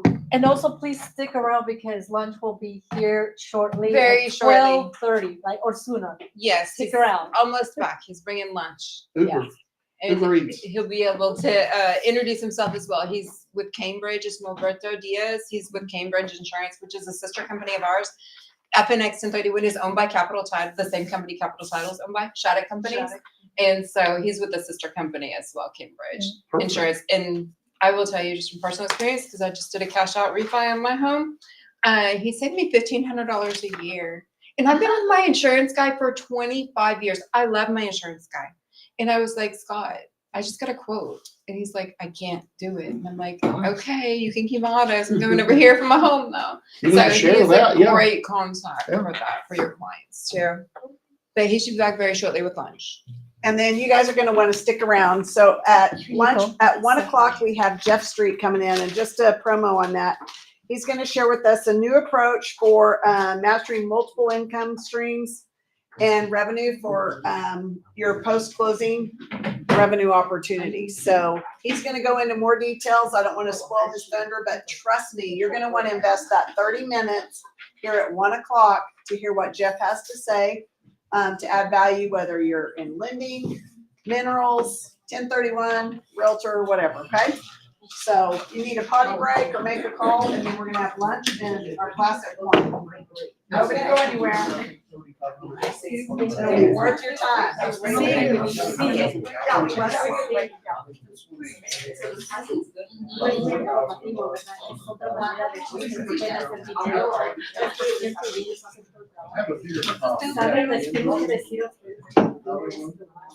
that's when they had it. $80,000 a month. Think about these things. Things are wrong with $200,000. You might even get $200,000. Think about it. Let's say I wanna do 50,000, so you could scale that number all together, $200,000 house. Oh, 3 times that. What is it? 50,000 is probably the low. Yes.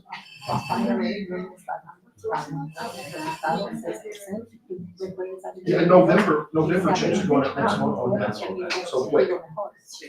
We got to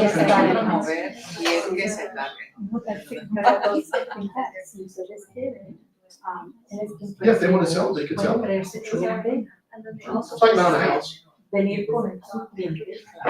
just really one end of this, you can just really one end of it. Yes, it's IRA with that one, we have a lot of that.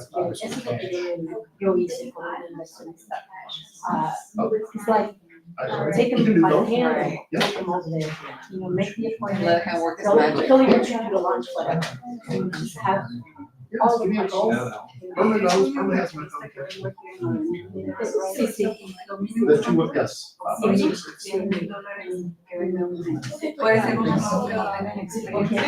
actually, you're in the 45-day window. O sea, por ejemplo, una casa no va a costar 100,000, ¿verdad? Tienes que pagar los impuestos cada año. Entonces, De reparación. otra cosa, esos 100,000, La casa que comprar más. sí, porque es una cosa también, como dice, I'll be happy to show you a market for cash flow for Lower County.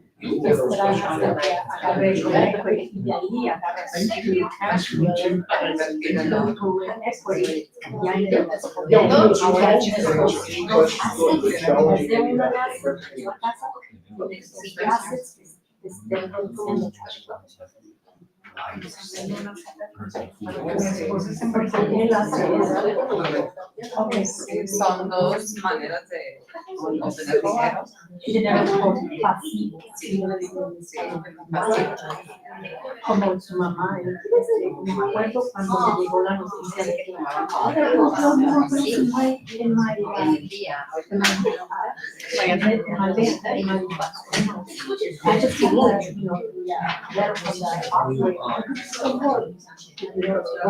she had a breakdown and all of that. She doesn't know what that means, so she wants to sort of y entonces fue hasta 43,000. Wow. I couldn't believe that. Girl, no way. Inicialmente cuando hice los a ella, ya tiene más de 15 años, entonces es el mismo ya 6 o'clock. 3, 4 veces estaba ya en la Okay. So yeah, 6 o'clock. cuando está bajando ya bajó a las 500. Last 6 Sí, de esa gran noticia porque la puso ahí en mí, buenísimo que está So let's. cubriendo mucho leño. Entonces ahí había espacio para que tuvieran más. Entonces, cuando hicieron más, entonces it just skyrocketed. ¿Quién más te va a decir? For people that can Y invest eso like es that. mensual. I can't believe it. Yeah, I was just saying, that, you know how we promote buy, we sell, lease, but we also talk about investment. So that would be our connection with the investment side of this, pushing to him so that he can help with all that side of it, the stuff that I don't know about. Como de repente a veces te sale algo de inversionista, yo quiero comprar una casita para rentarla, quiero vender esta casita, ¿verdad? Que no, para inversión, invertirla en otra cosa. Esta otra cosa puede ser déjame ponerme en contacto con Paz, tienes que escuchar esto, vamos a hacer una cita y ya lo traen fuera porque ellos son expertos, entonces ir a tu inversionista. Está toda preguntas, pero aquí tenemos expertos que ayudaron a 15 a 20% de ahorro, entonces aunque aprendan unas cuantas bullet points que un 15% de tu revenue va a ser tax. También les gusta eso. Y de saber de que no tienes el dolor de la casa, de rentar, arreglar, Pagar sí, impuestos. Maintenance, you got insurance, for the house, you got property management, Yep, pay up and leave. Hey, you got, just where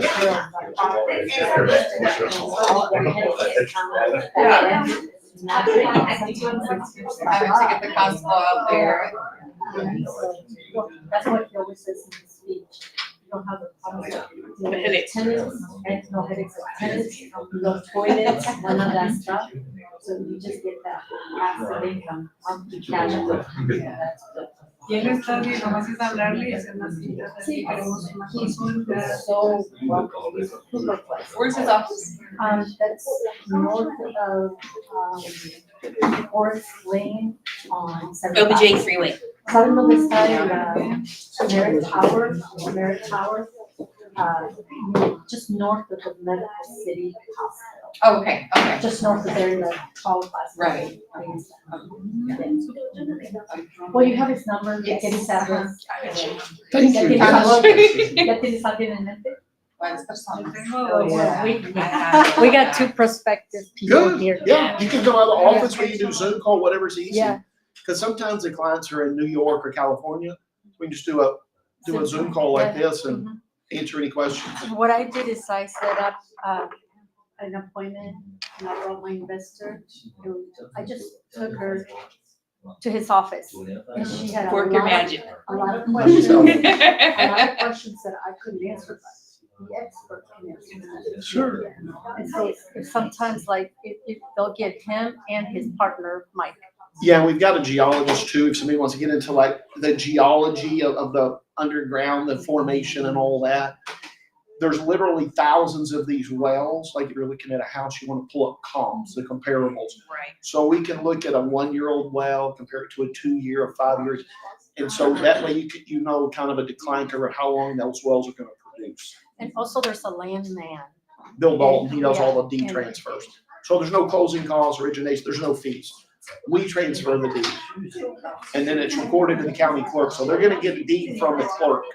Not, I mean, they'll probably send us a copy. We send the original to the purchaser, whoever the investor, and then a copy of that is gonna go to Exxon or Conoco Chevron. And then they're gonna go, oh, okay, now Irma, you're the new owner, we got the deed, then they start paying every month. So what is the process like? You start today and we do all the closing and like, I'm gonna. On that Callahan property, checks will go out next month. If you miss November, you get it December, but you're not gonna get skipped if they have a cutoff that they're doing that. So your first check may be like Sam's check, it may be 2 or 3 months of income combined. I'll look at my Instagram here. just to accept it. Bear with us. You know what? I'm gonna run back up to the office. You are? Yes, I got a couple more clients I gotta go. Thank Try to you, catch. Bob. Thank Very, you guys, very thanks for coming. informative. Thank you, thanks for attending. Thank you very much. Melissa's We gonna learned take a care of lot you more. guys. I was sorry to miss it the first time you were at the coffee house. Oh, well, And you I talk kept- over there. and I kept But telling her, she's great on the 1031. Yeah. So, and it's a great tool to have. And a client, you know, it gives them, it's about $1,000 roughly. $1,250. So it gives them the option, if they don't set up the 1031 paperwork with, you gotta do this in advance of the sale, then they don't have an option. But if they call Melissa, set up a 1031, then they have the option to into a mineral or any other property and save a lot of capital gain taxes. So that's where she's very valuable. give your business card or I It's can on that set up flyer. one, I can set up a flyer here for you. But she's got another. No? I'm gonna run. Okay. Thank you guys. Very, Thank you very very much. Nice to meet you guys. See you later. Good Thank job. Bob, you're gonna want to at 1 o'clock. Okay, call me. No, you're gonna want to be here at 1. Oh, I've got another client. I've got a 1031 on Thursday. Okay. Sorry. I want Our- to our connect will you, go in. I want to connect you to Jeff Street that are getting ready to. Okay. Oh, can you stay a while? I've got a 1031, babe. I've got to go handle. Oh, okay. Well, I'll get his. I'll call you Thank you. probably next week. I'll be around all next week. Thank you very much for coming. Thank you guys. Have a great Tina, afternoon. yeah. Here you go. Here's my card, and then here's a brochure. And it has a great just overview of 1031s and the different types, the 3 different types. Yeah, the forward exchange is the most common. Somebody's selling a property and they're gonna- but it also tells you a little overview of who works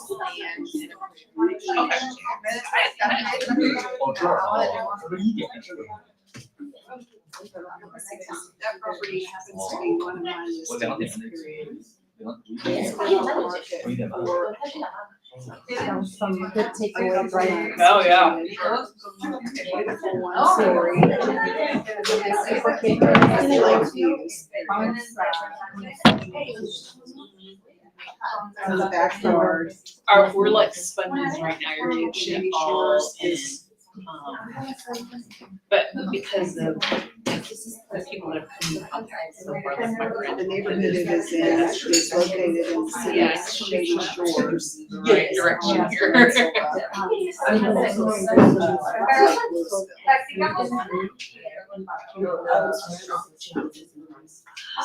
know. We lowered the listing price.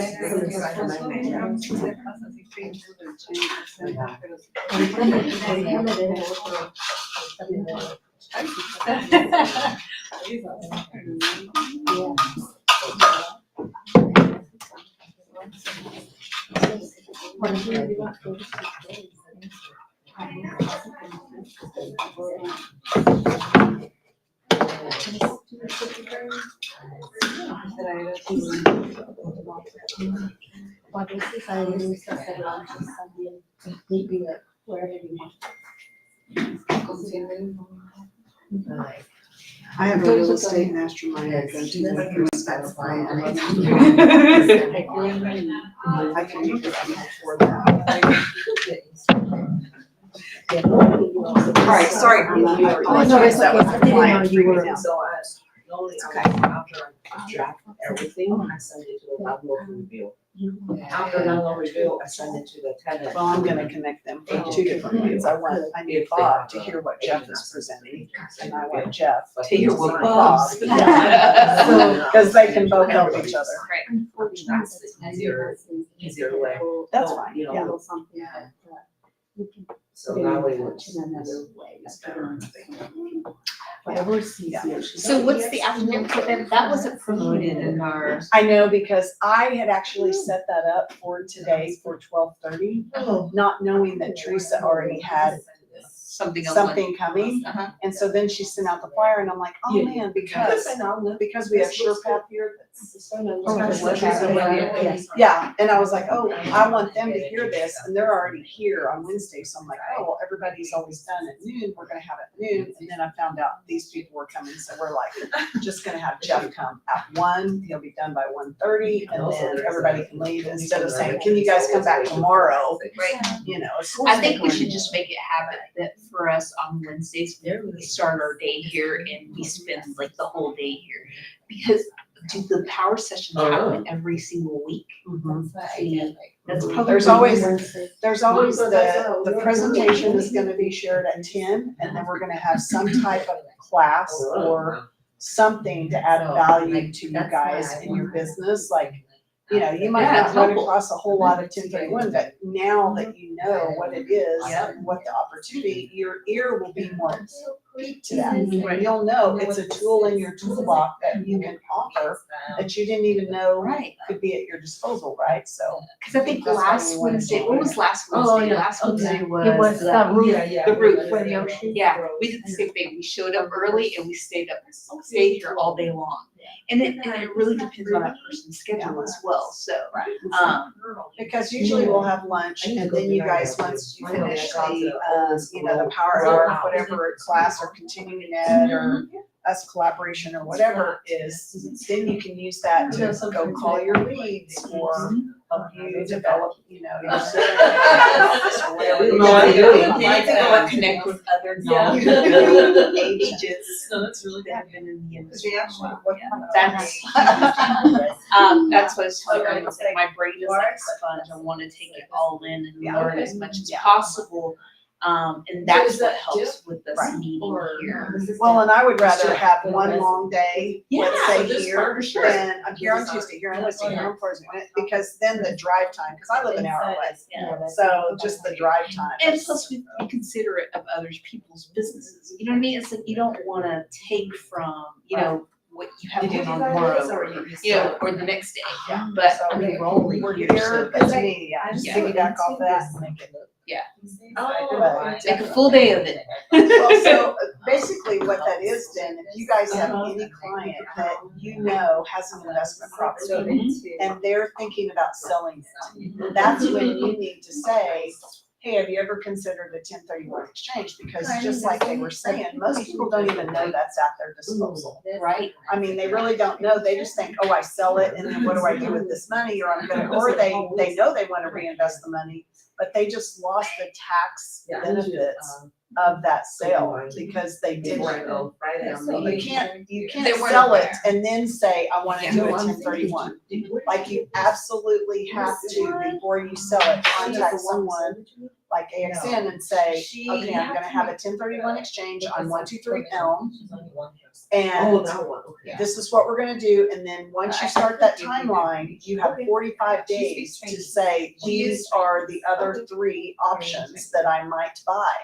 So like your client has to be active and proactive looking, you can't wait till day 44. You don't have to close on them in that day, but you need to be looking, Right? because maybe what they're looking for is a diamond in the rough, it's not like something out there, so they. And there are actually 3 rules. So the one that's most common is the 3 property rule. They can identify 3 properties, doesn't matter what the values are. It could be 100, a million, 500, 200. They can identify 3 properties, only have to purchase 1 Right. or 3. really? Okay, they can purchase 1 of the 3 or all 3 or 2, whatever. The other rule that is used more often, that's the most often used. But the other one is the 200% rule. They can identify as many properties as they want. They can do a list of 20 properties, as long as the total combined value of all the properties that they identify doesn't equal more than 200% of the property they sold. Okay, there's a third rule, 95% rule. Nobody uses it. You can identify as many properties as you want, but you have to purchase 95% of the properties you identify. No. That doesn't even make sense in It's any scary. world. Well, and even the second one with the values, it's very hard to find, that Unless many somebody properties was that's gonna. Truly stay trying under to the 200. diversify. Yeah. Just, it would be interesting. My You know? first 1031 exchange, I was 2 months in Wednesday. Oh, So good. I was like, I don't know. Still I wait had on years, but That's I right. was able to find a great attorney at that time that just walked me through it. Yeah. So Because- my sellers sold their 2 acres in Cattle Mills. And then they purchased 16 or 18 acres in Greenville Nice. with the 1031 exchange. It's great, and they deferred all those capital gains taxes. They're So, holding on. do you remember how much they sold it for? The original 200 or the? 200, and they bought it for 8,000. There you go. And they sold it for Imagine the amount of taxes they would have paid. Yeah. It's crazy. Exactly. So all of that money they saved and they got to reinvest to make more money on their money instead of paying it to the government. And see, those closing proceeds can't come to your seller's account, and then they goes to the new, it has to go into a separate fund that the 1031 exchange company Yeah, the qualified intermediary. It was that's what like, oh my God. Q1. And use a reputable one, because there are some out there that are not. I'm just gonna leave it at that. It's true, it's true. And also, I think the beauty of FNX, we're owned by Shattuck, so we're owned by a big company. But I would say we're more on the boutique side, so we do white glove service, which is nice. If you go with one of the really big companies, there are a couple of really big ones out of California, you're just a file number. And you're not, you know what I mean? That's why I don't want people to use like Rocket Mortgage or something like that. I mean, why would you not use a local lender who knows this market, who you can reach on a phone call, rather than a 1-800 number. And they know your name. They know your name. I know all my clients. It's like walking into Cheers. Yes, Yeah. exactly. Exactly. Well, I appreciate you guys coming so much. Very happy to be here. I know, I'm hungry. I'm so sorry. He said he got stuck in traffic. We should Well, Jeff will have be getting here. She's in hired a 12 minute. instead of 12:30. I'm gonna get this plugged in and ready to go. I wonder where Daniel is. He's coming back. There's Roberto. Yay! Yay! Oh, I'm good. Thank you. We were about to knot on our arms. Well, you know what? I was out back. You didn't smell me. I was cooking. This is all not. Ah! I apologize. Likely so. I'm a little rusty. Feeling like 75 was traffic. Thank you so much. Aren't you gonna chat? No. Let's eat. Yeah. I'm good. I'm with Cambridge Insurance.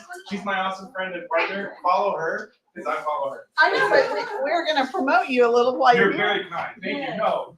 Do you have any FNX cards is or the fit. anything? I've got a doc card. But let me bring back, thank you, y'all are very kind. Me too, in this car, driving.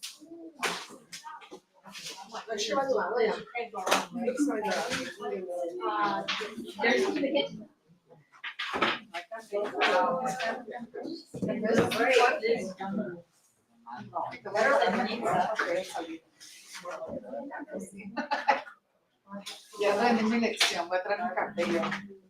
Gané mi lección. No, fue que le mandaron.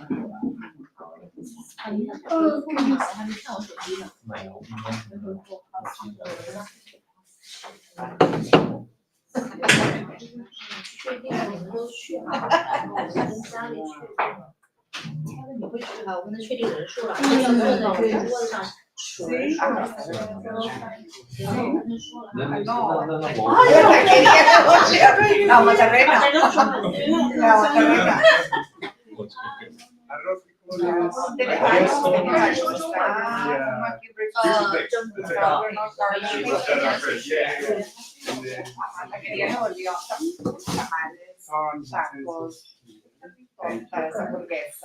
So sorry for the delay. I made a massive accident on something myself. I'm so sorry, y'all. Y luego teníamos esas músicas para la esa es la muchachita de mi jovencita. Pues venga, señora, yo le hago cancha. ¿Cómo ves? Good. Me acuerdo de voy a estar todo el día con ella. Y ahora es el chiste cada vez que voy. Bailamos, bailamos, vamos a bailar. I'm gonna go to the show, does anybody want? Oh, for drinks? Yeah. Oh, no.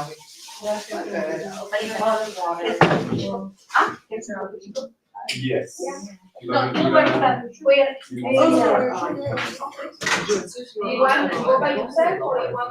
Girl, I got you, man. Oh, you did? I just love it. You hang out with me. I speak Spanish emergency.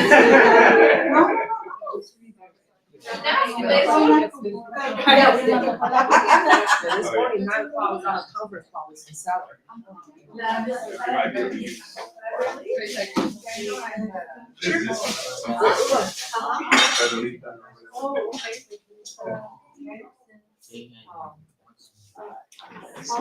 I can take that down.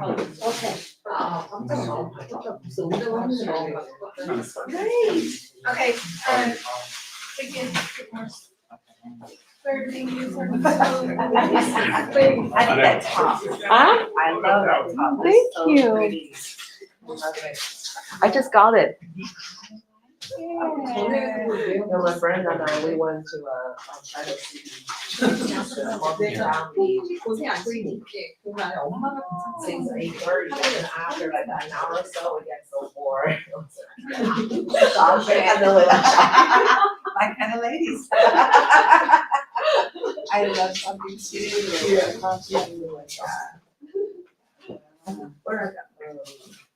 Northstone. Northern? Yeah, black, yes, that's my favorite one.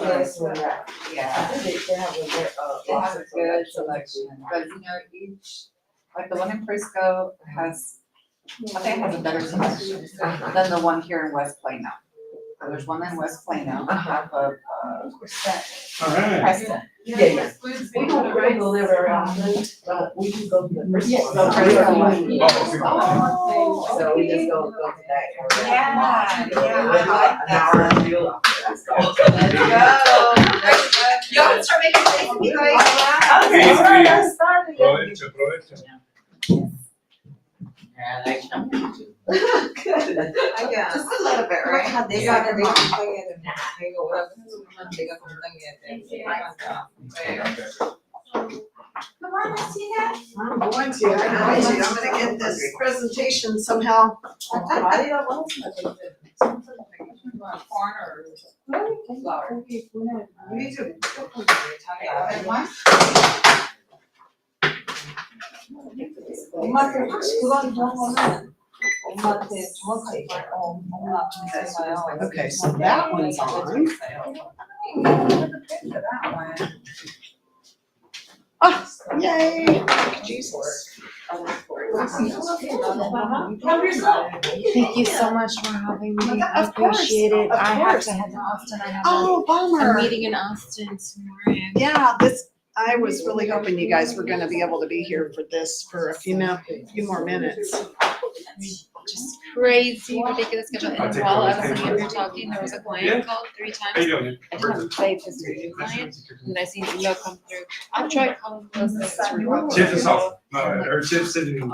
My bad. It always rains when I know there was something I was. My card, I have got yours. Hey, of course, thank you for having me. It's going on.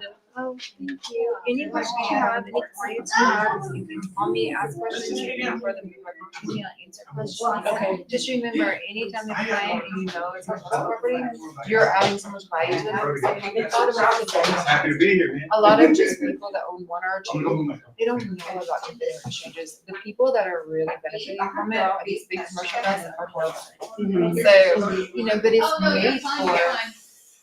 If I own 1 single property, definitely gonna help build my wealth by not paying the government taxes and putting all of my money into the investment. So it's a huge value you can add. And I was a realtor for over 2 years. And So you bring my back. you know, as a realtor, I can really tell you. Just getting back into. I tried to get myself, with me too, back into it, and I'm trying to find variation. This is very attractive. He's doing, it's great. So I was. Oh, your cousins, and they're like. But when I got divorced, it's like, I don't have a I paycheck. don't Every really month. have So everybody is I feel like a dinosaur. Because everything was on. Yeah. And social media. Actually, I took on real estate, and that's how I got. Yeah. And he's like, I am ambitious, I love this. And, yeah. And so I fell into domestic related. But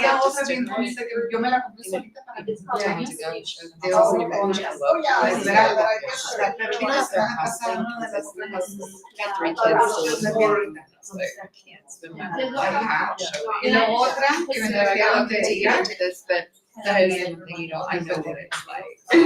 So you're a.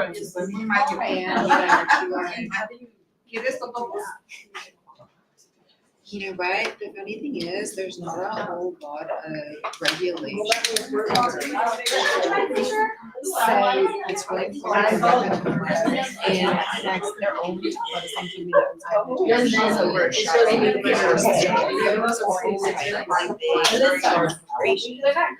with that, I just, one of those because there was nobody else.